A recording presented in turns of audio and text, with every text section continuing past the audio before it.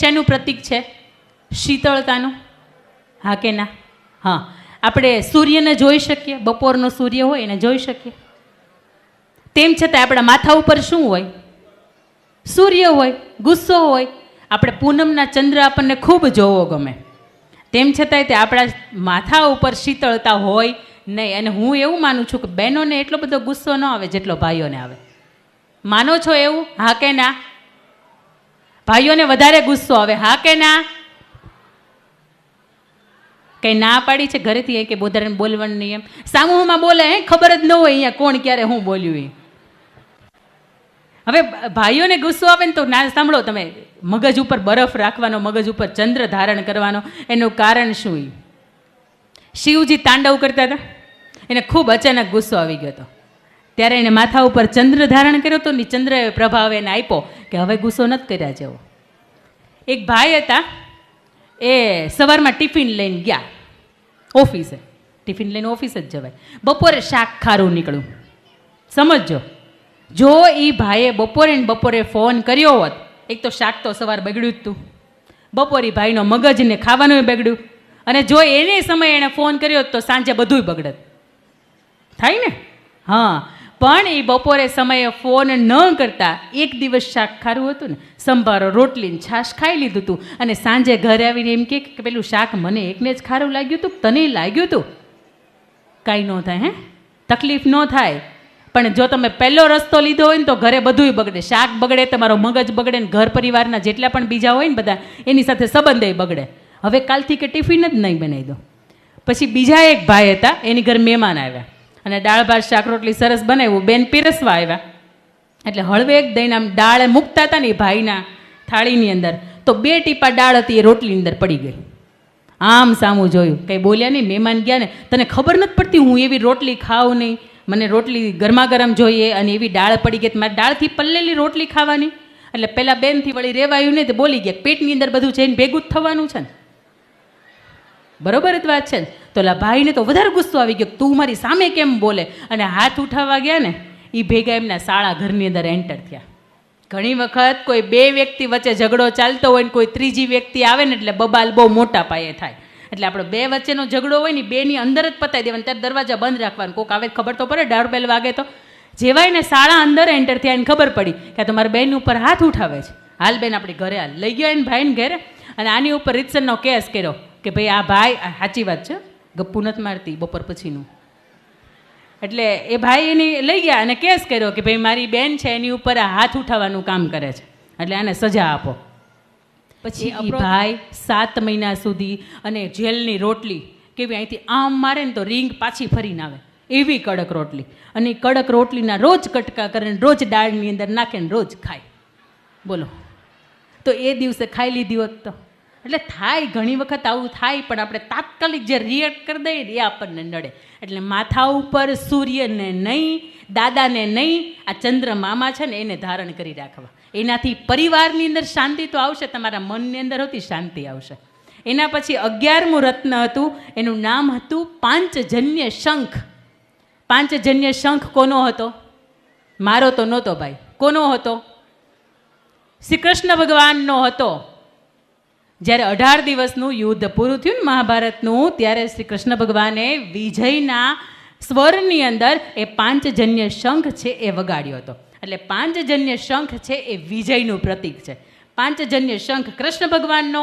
કૃષ્ણ ભગવાન ધર્મના માર્ગે, અને જો તમે ધર્મના માર્ગે હોય તો ભગવાન તમારો વિજય નક્કી કરે અને કરે.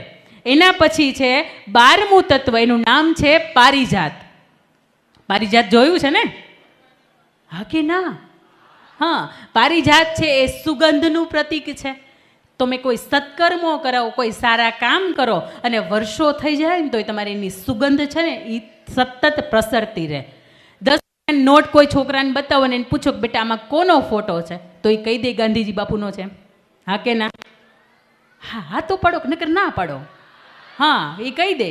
ગાંધી બાપુને અંદરથી બોલવું પડે કે હું છું આ, હું ગાંધી બાપુ, એમ બોલવું પડે નહીં ને? કારણ કે એણે કર્મો એવા કર્યા હતા કે વર્ષો પછી પણ આજે એની સુગંધ છે એ આપણે અનુભવી શકીએ છીએ. કોઈ આપણને ભલે તોડી નાખે, પણ ઉગવાનું ભૂલવાનું નહીં. ઉગ્યા પછી કોઈ ભલે ને આપણને મચડી નાખે, પણ એના હાથની અંદર સુગંધ છોડવાનું ભૂલવાનું નહીં. ઉગશો તો એક દિવસ મહેકશો, પડી ગયા હશું, ઊભા નહીં થાય તો ચાલી નહીં શકીએ. એના પછીની વાત છે 13મો જે પદાર્થ નીકળ્યો હતો એ અશ્વની કુમાર હતા. અશ્વિની કુમાર હતા. એ અશ્વની કુમાર એવું પ્રતીક છે કે પર દુઃખ હનન. તમારી પાસે તમારો વિજય થાય, તમારી પાસે સરસ મજાની લક્ષ્મી આવે, તમારી પાસે નીતિની લક્ષ્મી આવે અને તમારી પાસે સતત કાર્ય કરી શકવાની ક્ષમતા હોય તો આપણા પરિવાર માટે, આપણા કુટુંબ માટે થોડા ઘણા વાપરવામાં કાંઈ વાંધો નહીં. આપણે કોઈ પણ ધાર્મિક સ્થળે જઈએ તો મફતનું ખાઈને આવીએ છીએ. લગ્નમાં કોકને જાય તો ચાંદલો લખ્યા વગરના આવીએ છીએ. અને આવ્યા હોય ને તો એને ઘરે ખરેખર ઓલી કાયમ ચૂર્ણ કાં તો એસિડિટીની ટીકડી લેવી જ પડે. મફતનું આપણે ક્યાંય પણ ખાઈને નથી આવતા. તો આજે પણ આપણે અહીંયા પરિવારના સ્નેહ મિલનની અંદર આવ્યા છીએ અને આપણે પણ પરિવાર દીઠ શક્ય ને એટલી રકમ છે એ અહીંયા લખાવીને જજો.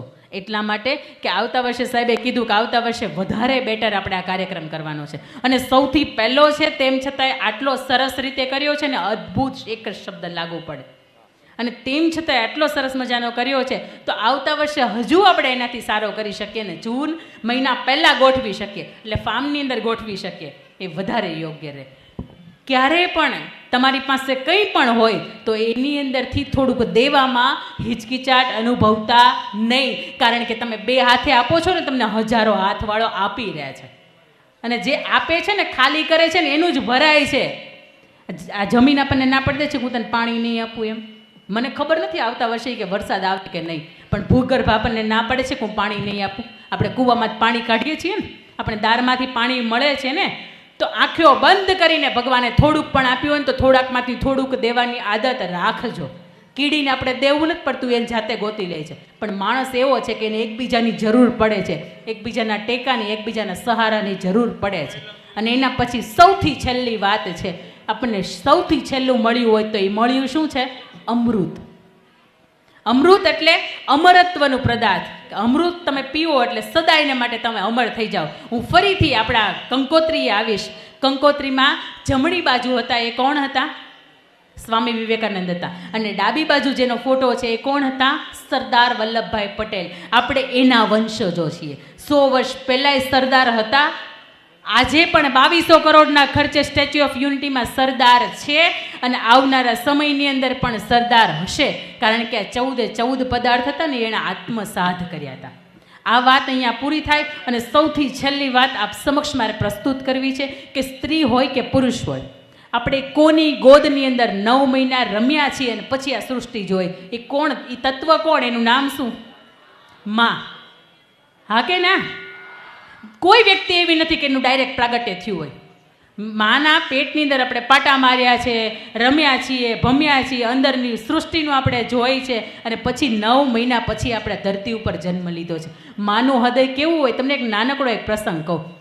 એક દીકરી હતી, કોલેજનો એક દીકરો હતો, એમને એકબીજાને પ્રેમ થઈ જાય અને એ દીકરી છે એ દીકરાને એવું કહે કે મને માનું કાળજું લાવીને આપ. એ દીકરો હોય એને તો દીકરી જ દેખાતી હોય. ઘરે આવે, રાત્રે પોતાની માને છાતીમાં ખંજર ભોકાવે અને એમાંથી માનું કાળજું હોય લઈને બહાર જતો હોય અને જેવો પગથિયા ઉતરે ને પગથિયામાંથી એના હાથમાંથી એ કાળજું છે એ પડી જાય અને એ કાળજામાંથી અવાજ આવે કે બેટા તને તો વાગ્યું નથી ને, આ માં છે. એણે રાત દિવસ નથી જોયા, એને ભાવતું નહોતું દૂધ, તેમ છતાં એણે ખાધું છે. એને ઊંઘ નહોતી આવતી, એનો વજન વધી ગયો તો 22ની જે કમર હતી એમાંથી 42 થઈ ગઈ હતી. તેમ છતાંય એણે તમને ઉત્તમ જીવન મળે એટલા માટે એણે સંઘર્ષ કર્યો છે. 9 મહિના જેમ તમે ક્યારેક તો સાહેબ 2 કિલો પેટ ઉપર બહુ મોટી ઈંટ હોય 2 કિલોની, એ પણ ઉતારીને તો રાખો, તમારથી 2 કલાક નહીં રહેવાય. એ વ્યક્તિએ 9 મહિના કાઢ્યા છે આપણને અને એ વ્યક્તિનું જીવનની અંદર આપણું મૂલ્ય છે ને ક્યારેય નહીં ભૂલાય. કારણ કે એટલા માટે સરસ મજાનો દુઓ કહેવાયો છે, નારી તું નારાયણી, નારી રતન નિખાણ, નારીથી નર નિપજ્યા પ્રહલાદ ધ્રુવ સમાન. આ સમાજને, આપણા દેશને કોઈ મહાપુરુષ આપ્યા હોય ને તો એ માત્ર ને માત્ર સ્ત્રી છે. એ ઈચ્છે ને તો રામને પણ જન્મ આપી શકે અને એ ઈચ્છે ને તો ઋષિ પત્ની થઈને રાવણને પણ જન્મ આપી શકે. એ ઈચ્છે ને તો આજે પણ શિવાજી આપણે સમાજને ભેટ કરી શકે, અને આજે પણ સમાજને જરૂર છે કે સરદાર વલ્લભભાઈની જરૂર છે, અને આજે પણ ઈચ્છે ને તો સ્ત્રી સરદાર વલ્લભભાઈ પટેલ, મહાત્મા ગાંધી, રાણો પ્રતાપ અને શિવાજી જેવા મહાન અને અદ્ભુત પુરુષો, વિરલ વ્યક્તિત્વ હતા, એને જન્મ આપી શકે. આપણા જીવનની અંદર આપણે આપણી માને ક્યારેય એટલો બધો દરજ્જો આપ્યો જ નથી જેટલો બાપને આપ્યો છે. કારણ કે બાપ શીખવે છે કે પરસેવો પાડીને સંઘર્ષ કેમ કરાય, અને મા પોતાના હાલડાની અંદર ગાય છે કે બેટા સંઘર્ષ કેમ કરાય. અને આપ સૌની વચ્ચે મારે નાનકડી એવી માતૃ વંદના પ્રસ્તુત કરવી છે. ત્યારે આપ સૌને વિનંતી છે કે આપ આપની જગ્યાએ ઊભા થાવ, બે હાથ જોડો. અહીંયા માને મળવું શક્ય નથી, નકર હું મળાવત તમને, તમારી મમ્મીનો હાથ પકડવાનો હતો તમારે, પણ અહીંયા શક્ય નથી. જો બાળકો એની મમ્મીને થોડાક નજીક હોય ને તમે ઓળખી શકતા હોય કે મારી જ મમ્મી છે, તો એના સુધી પહોંચી જવાની વિનંતી.